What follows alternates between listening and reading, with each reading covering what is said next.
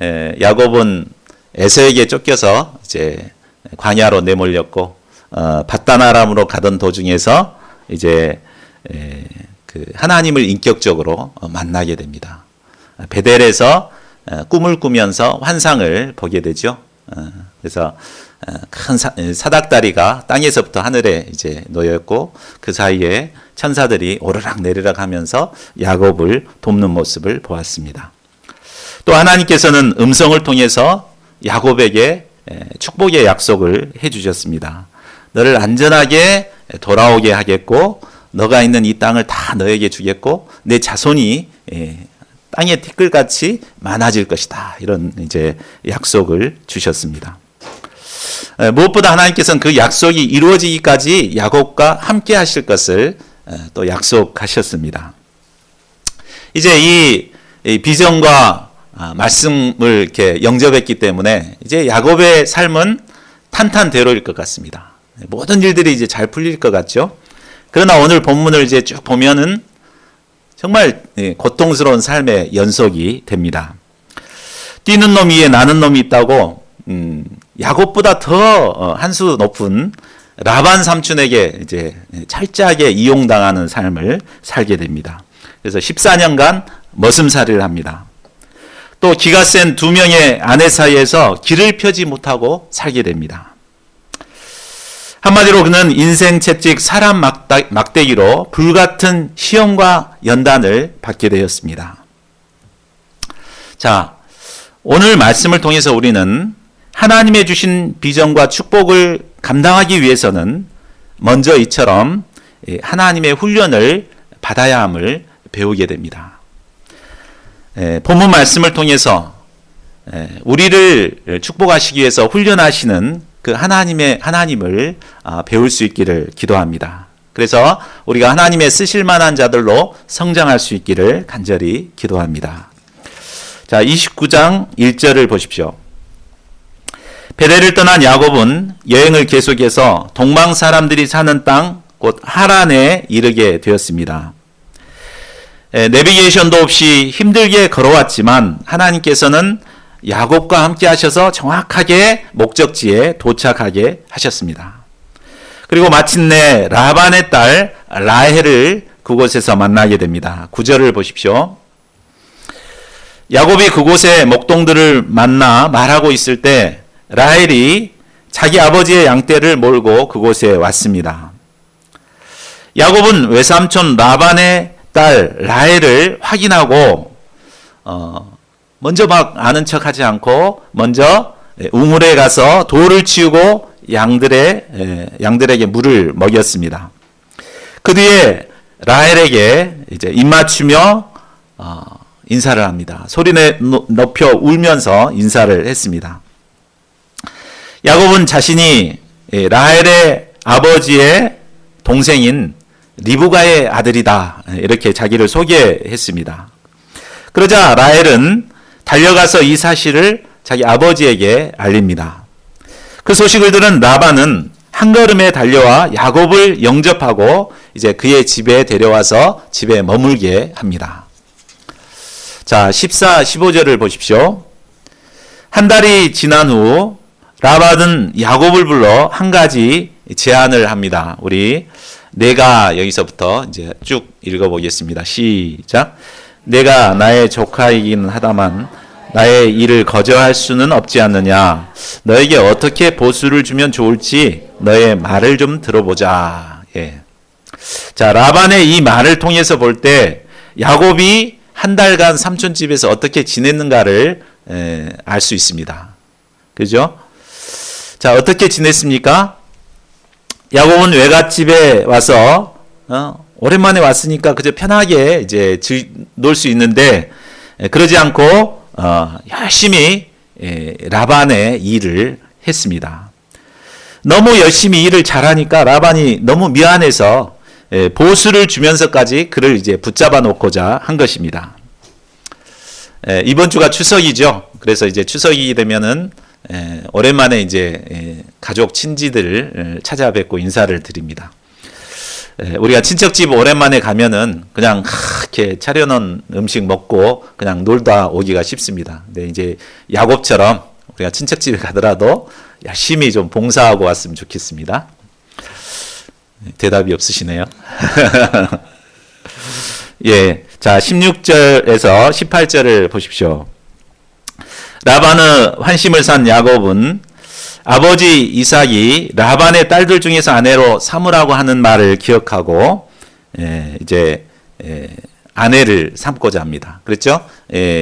이삭이 야곱을 보내면서 라반의 딸들 중에서 이제 결혼을 해라 이렇게 이제 축복하고 보냈습니다.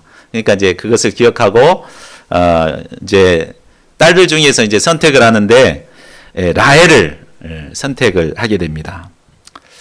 그리고 이제 신부와 결혼할 때, 당시 신부와 결혼할 때는 신랑이 신부의 아버지에게 지참금을 이렇게 주어야 했습니다. 근데 야곱은 땡전함 없는 빈털털이기 때문에 이제 7년간 보수 없이 일하는 것으로 이제 딸을 달라 이렇게 요구합니다.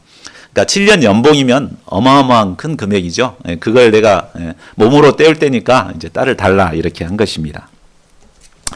자, 라반에게는 두 딸이 있었습니다. 레아와 첫 딸이 레아이고 둘째가 이제 라헬이었습니다. 레아란 이름의 뜻은 들의 암소라는 뜻입니다.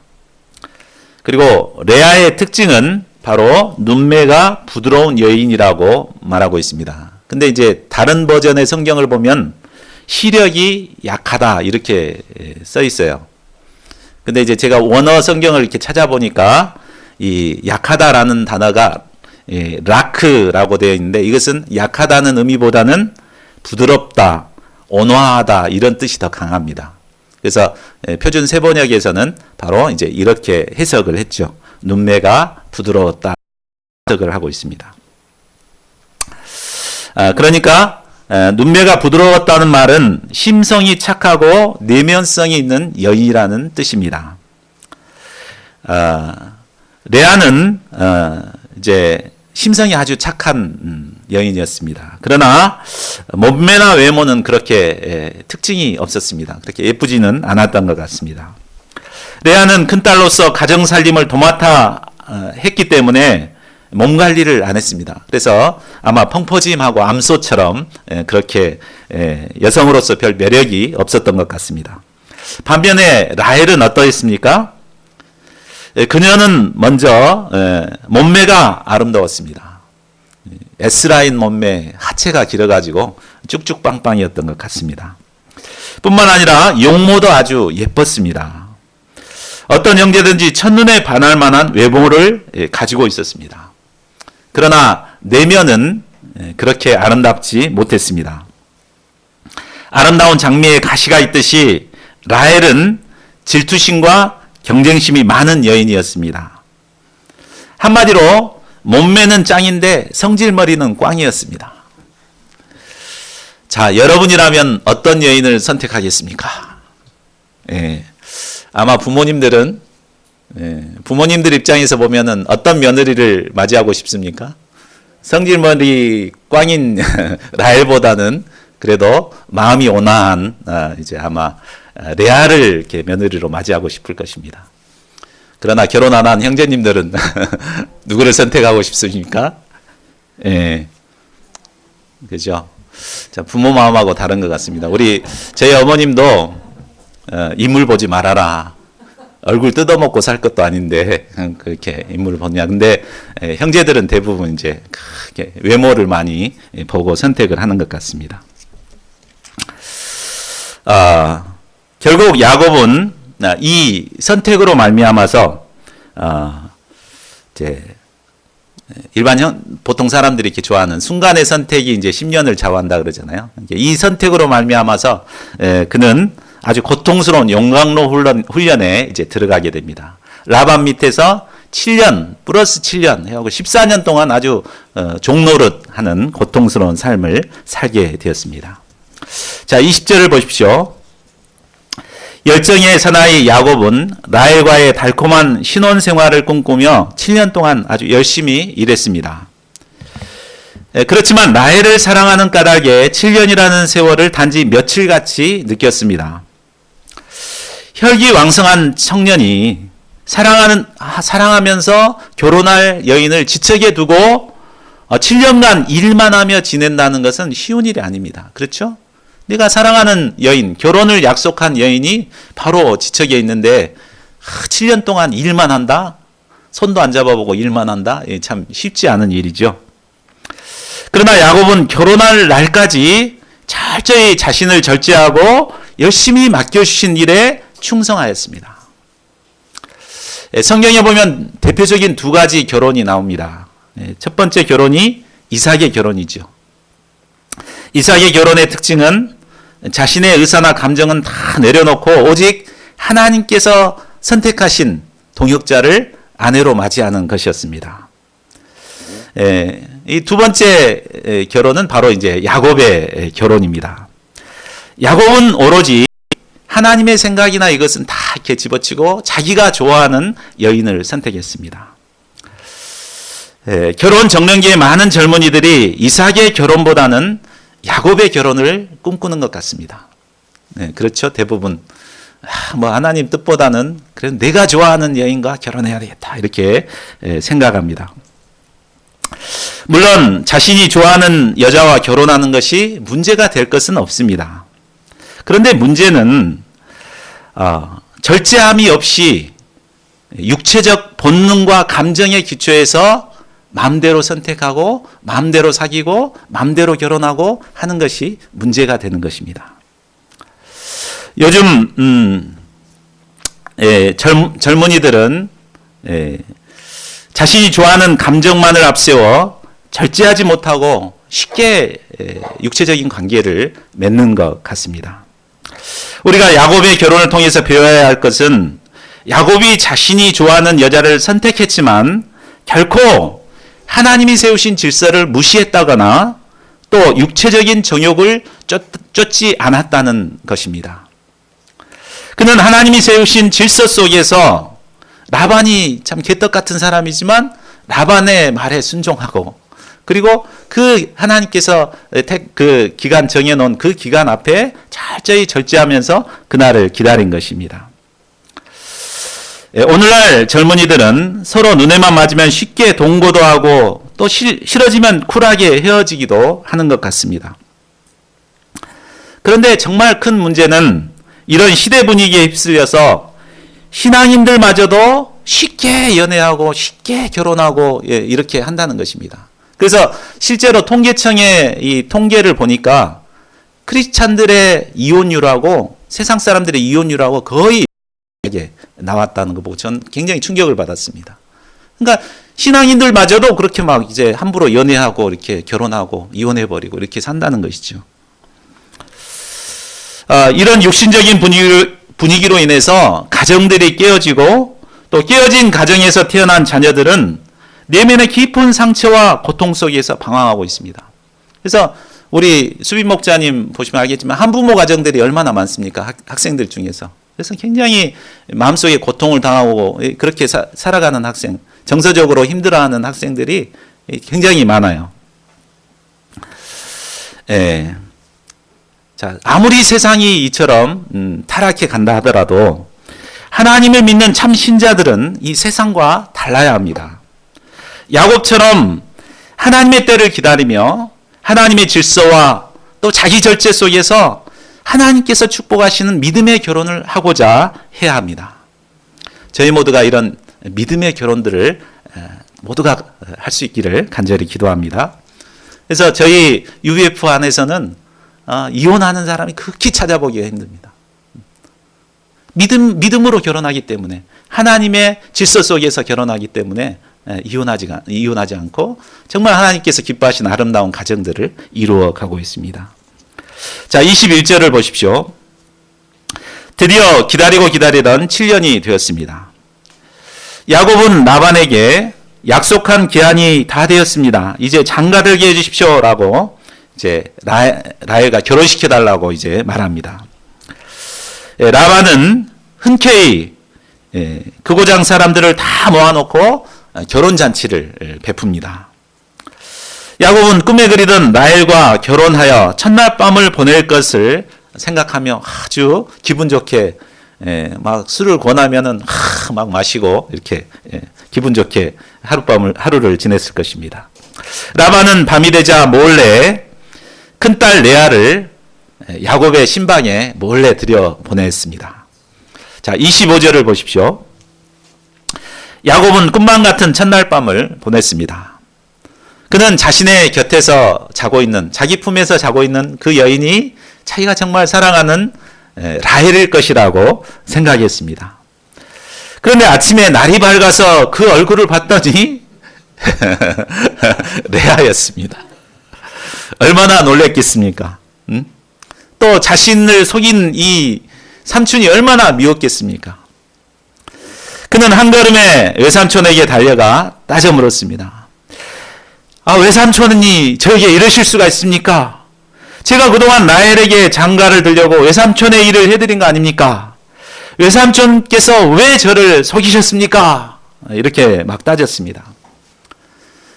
야곱은 사람 속이는 데는 아주 명수였습니다.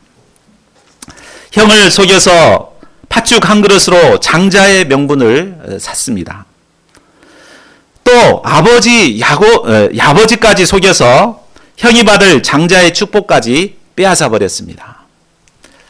그런데 삼촌 라반은 자신과는 비교도 안 되는 고단수였습니다. 라반은 자신을 잔치를 벌여서 야곱을 철저히 속였습니다. 그리고 이렇게 이제 해서 술 먹여놓고 이제 이렇게 한 것이죠. 야곱은 자신보다 고단수인 라반을 만나서 철저히 속아 넘어가 버렸습니다. 이를 통해 야곱은 처음으로 속는 자의 아픔과 고통을 뼈저리게 경험했습니다. 그리고 사람을 속이는 것이 얼마나 상대방에게 상처를 주는 일인가를 뼈저리게 경험하게 되었습니다. 자, 26, 27절을 보십시오. 야곱을 속이기에 성공한 라반은 너무나 태연하게 말하고 있습니다. 큰 딸을 두고서 작은 딸부터 시집 보내는 것은 이고장의 법이 아닐세. 그러니 이래 동안 초래 기간을 채우게. 그런 다음에 작은 아이도 자네에게 주겠네. 그 대신에 자네는 또 7년 동안 내가 맡기는 일을 해야 한다네. 라반은 그곳의 관습 때문에 어쩔 수 없었다고 변명했지만 그것이 사실이라면 계약할 때 먼저 7년 전에 이미 그 약속을 했어야 되지요. 그러나 라반은 처음부터 라헬을 미끼로 노처녀인 레아도 시집 보내고 또 계속해서 야곱도 붙잡아 놓고자 계획한 것입니다. 그리고 이제는 라헬을 줄 테니 7년간 더 봉사할 것을 요구했습니다. 야곱은 라헬과 이제 결혼해야 되기 때문에 다시금 어쩔 수 없이 7년간 더 일을 해야만 했습니다. 자, 30절을 보십시오. 야곱은 레아와 라헬 두 여자를 아내로 맞이했습니다. 그런데 야곱은 레아보다는 라헬을 더 사랑했습니다. 레아는 정실 부인입니다. 그렇죠? 먼저 첫날 밤을 보내고 먼저 결혼했기 때문에 레아가 야곱의 정실 부인입니다. 그런데 정실 부인이면서도 남편의 사랑을 받지 못할 때 얼마나 그 마음이 고통스러웠겠습니까? 또 남편이 매일 동생 라헬만 가까이 할 때 여자로서 그 마음은 얼마나 힘들었겠습니까? 레아는 가정에서 누구보다도 사랑받지 못한 가련한 여인이요 비참한 운명의 여인이었습니다. 그러나 하나님께서는 이런 레아를 불쌍히 여기셨습니다. 31절을 보십시오. 하나님께서는 남편의 사랑을 받지 못하는 레아를 불쌍히 여기셔서 그의 태를 열어주셨습니다. 그러나 매일 야곱의 사랑을 받았던 라헬은 아이를 갖지 못했습니다.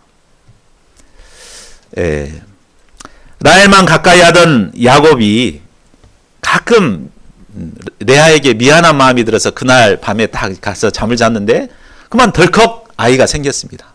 근데 라헬은 아무리 같이 지내도 아이가 생길 줄을 몰랐습니다. 레아는 첫 아이의 이름을 르우벤이라고 짓습니다. 곧 하나님께서 나의 고통을 살피셨다라는 뜻으로 고통을 살피신, 그렇게 해서 르우벤이라고 이름을 짓습니다. 또 둘째 아이는 주께서 내가 사랑받지 못하여 하소연하는 것을 들으셨다라는 의미로 시몬이라는, 들으심이라는 뜻으로 시몬이라는 이름을 줍니다. 셋째는 남편이 나에게 애착을 가질 것을 기대하며 연합이라는 뜻의 레위라는 이름을 지어줍니다. 넷째는 이제야말로 내가 주를 찬양하겠다는 의미로 찬양하다라는 뜻의 유다라는 이름을 지어줍니다. 남편의 사랑을 받지 못한 비운의 여인 레아는 하나님으로 말미암아 위로를 얻고 행복을 얻게 되었습니다. 남편 야곱은 여전히 레아를 외면하였지만 하나님께서는 레아의 그 중심을 보시고 그의 고통과 괴로움과 그의 기도를 들으셨습니다.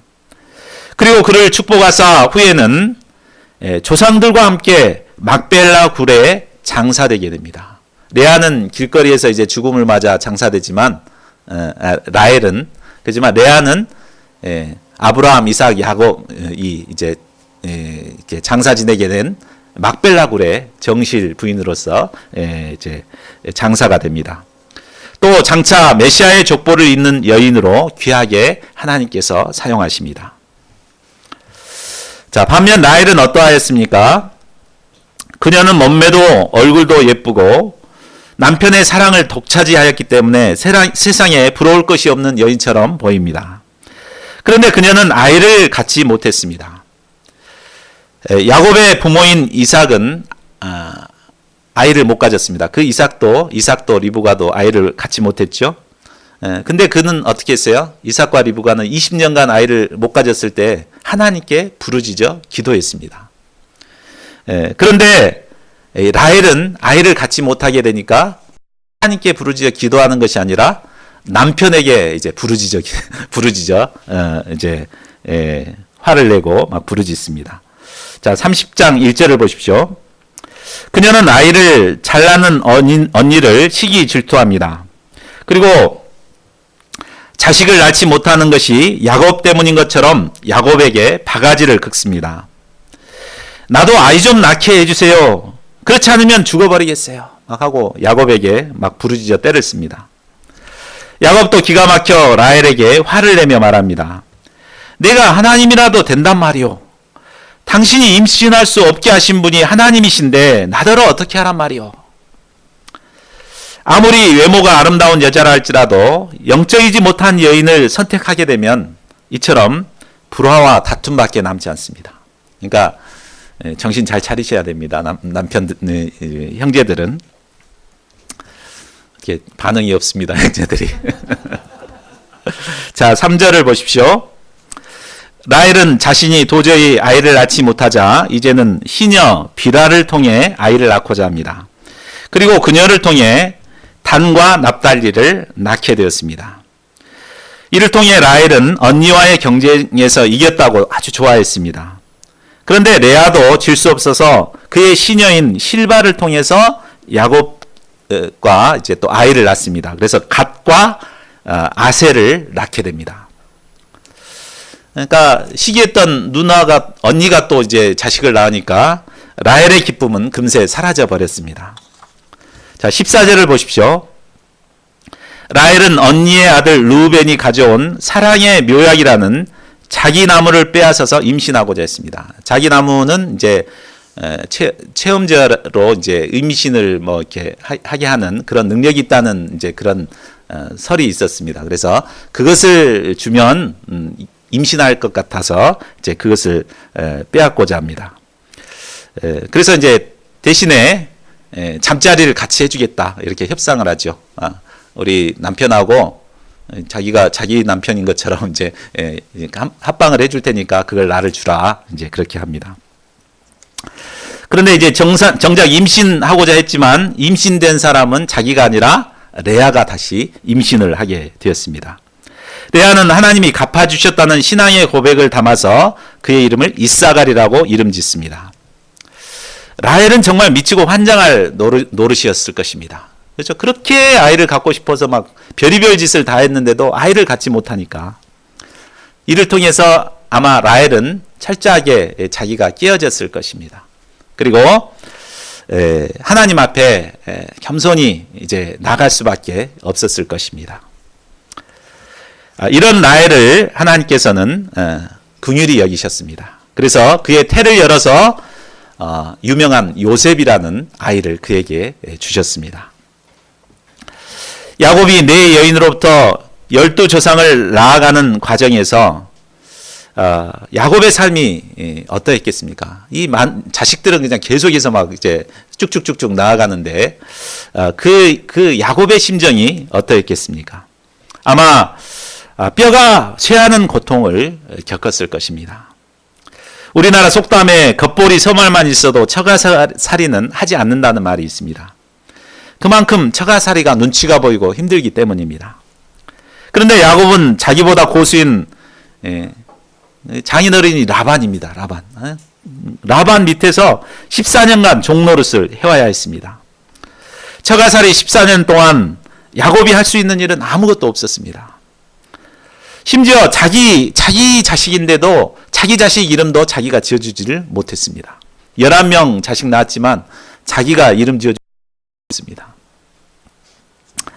심지어 잠자리를 할 때도 어느 부인 방에서 잘 것인가 자기가 선택할 수가 없었습니다. 라헬이 오늘은 레아 언니하고 약속한 게 있으니까 레아 방에 가서 자세요. 그러면 잠자러 왔다가 베개를 들고 레아 방에 가서 자야 했습니다. 참 얼마나 남자로서 자존심 상한 일이겠습니까? 14년간 이런 생활을 했습니다. 야곱에게 있어서 이런 14년간이라는 기간은 정말 고통스럽고 무의미한 시간처럼 느껴졌을 것입니다. 그러나 하나님께서는 이 기간을 통해 야곱을 하나님의 축복을 계승할 자로 연단하시고 훈련하고 빚어가셨습니다. 이를 통해 야곱은 철저히 자기가 끼어지고 겸손한 자로 빚어질 수가 있었습니다.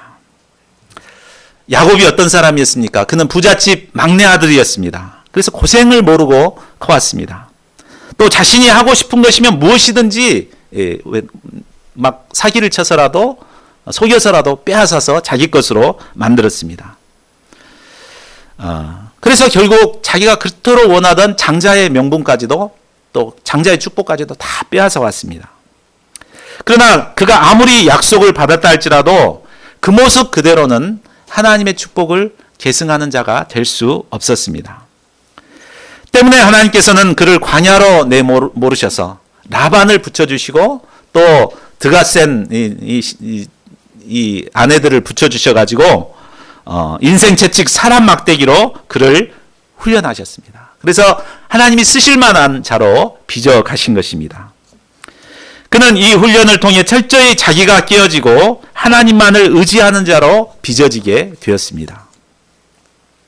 이처럼 하나님께 쓰임받는 축복을 누리기 위해서는 먼저 강한 자아가 깨어지는 이런 참 자기가 깨어지는 이런 내면 훈련이 필요합니다.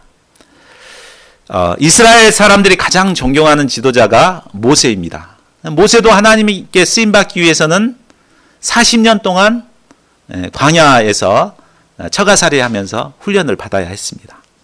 또 이스라엘 사람들이 가장 존경하는 왕이 다윗 왕입니다. 그가 하나님께 쓰임받기 위해서는 어떻게 했어요? 기름 부음을 받은 왕으로 기름 부음을 받았지만 13년 동안 목숨을 위태롭게 그냥 사울에게 쫓기면서 방랑자의 생활을 해야 했습니다. 심지어는 자기 목숨을 살리기 위해서 막 미친 척하면서 막 이렇게 살아야 했습니다. 훈련 없이 자기가 뭔가 할 수 있다고 생각하는 자들은 결코 하나님의 역사에 쓰임 받을 수가 없습니다. 하나님께 쓰임 받은 자들은 다 이처럼 자기가 깨어지는 아픔과 고통과 수고를 감당한 훈련받은 자들입니다. 야곱을 훈련하신 하나님께서는 우리 각 사람을 쓰시기 위해 인생 채찍과 사람 막대기로 우리를 훈련하십니다. 때로는 실패와 좌절, 절망과 한숨의 어려움을 겪게 하십니다. 때로는 눈에 가시와 같은 지긋지긋한 사람을 옆에 붙여주십니다. 우리 어제 용찬 형제가 주인집 딸을 정말 안 봤으면 좋겠다. 하지만 그런 사람 옆에 붙여가지고 막 이렇게 자기를 깨트리는 훈련을 하나님께서 하시는 것이요. 우리가 이런 훈련을 받을 때 내가 왜 이런 훈련을 받아야 되는가 이런 생각을 하기 쉽습니다. 그러나 하나님께서는 우리를 사랑하시기 때문에 우리를 훈련하고 계신 것입니다. 히브리서 12장은 하나님께서 사랑하시는 아들을 징계하고 훈련하신다고 말씀하셨습니다. 그러죠? 사랑하지 않으면 훈련하지 않죠. 사랑하는 아들이기 때문에 훈련해서 쓰시기 위해서 훈련하십니다. 그러니까 징계가 있다는 것은, 훈련이 있다는 것은 바로 하나님께서 나에게 관심을 갖고 훈련하시기 때문이다 라는 사실을 알아야 됩니다. 우리가 참 때로는 실패를 하고 또 어려움을 겪고 갈등하고 이런 아픔들이 있습니다. 그러나 이것은 하나님께서 우리를 하나님의 사람으로 빚어가시는 훈련인 것을 깨달아야겠습니다. 그리고 이 훈련을 잘 감당할 때 우리는 장차 하나님께서 쓰실 만한 그릇으로 빚어지고 의와 평강한 열매를 맺게 됩니다. 저희 모두가 하나님의 훈련을 통해서 전구와 같은 믿음의 사람으로 빚어질 수 있기를 기도합니다. 자, 25, 26절을 보십시오. 라헬이 요셉을 낳았을 때 라반과 약속한 14년의 세월이 흘러버렸습니다. 이제 야곱은 라반에게 그동안 외삼촌을 위해 일했으니 이제는 처자식을 데리고 고향으로 떠나겠다고 말합니다. 그리고 30절에서 그동안 삼촌 라반이 야곱을 통해 얼마나 복을 받았는가를 설명합니다. 야곱이 라반에게 오기 전에는 그의 소유가 얼마 되지 않았습니다. 그런데 야곱이 와서 열심히 일을 해서 가축이 번성하여 때를 이루게 되었습니다. 평범하게만 살던 라반은 야곱으로 인해 부자가 될 수 있었던 것입니다. 그런데 라반은 부자가 되었으면서도 정작 자신을 이렇게 부자가 되게 해주었던 야곱에게는 너무나 인색했던 것 같습니다. 뭐 월급도 안 주고 뭐 이렇게 땅 한 평도 안 준 것입니다. 라반은 이게 모든 것을 혼자서 독차지해 버렸습니다. 아주 나쁜 악덕 고용주였습니다. 그래서 야곱은 이제 계약도 끝났으니 가족과 함께 고향으로 떠나겠다고 한 것입니다. 라반은 복덩어리인 야곱을 결코 돌려보내고 싶지 않았습니다. 그래서 이제는 정식으로 품삯을 정해서 계약을 하자 이렇게 제의를 합니다. 32, 33절을 보십시오. 이에 야곱은 외삼촌의 양을 치는 대신에 자신의 품삯으로 양들 중에서 얼룩이 있거나 점이 있거나 검은 양을 구분해서 자기가 갖겠다고 말합니다. 또 염소 중에서는 얼룩이나 점이 있는 것을 가려서 자신의 것으로 삼겠다고 합니다. 자, 하얀 양이 전배기 양을 낳거나 검을 확률이 거의 없습니다. 또 흰 염소나 검은 염소는 있어도 전배기나 점 있는 것이 태어날 확률이 극히 적습니다. 이 사실을 잘 알고 있었던 라반은 아주 회심의 미소를 짓고 재빨리 승낙하고 계약을 하게 됩니다. 자, 그런데 35, 36절을 보십시오. 계약을 마친 후 라반은 얼룩이나 점이 있는 순염소와 흰색 바탕이에 얼룩이나 점이 있는 암염소들과 검은 양들을 골라가지고 모두 자기 아들에게 치도록 하고 3일길이나 멀리 보내버립니다. 이것은 계약 위반이죠. 이미 지금부터 이제 계약을 딱 했으면 그대로 놔두고 이제 해야 됐는데 그것은 이제 야곱 것이 돼야 됐는데 그걸 싹 빼돌린 거죠.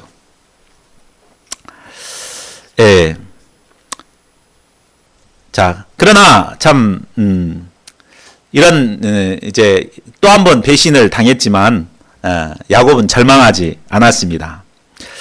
야곱은 절망하지 않고 나름대로 그동안 양을 치면서 터득했던 방법들을 총동원해서 검은 양과 점박이 염소를 만들기 위해서 최대한 노력합니다.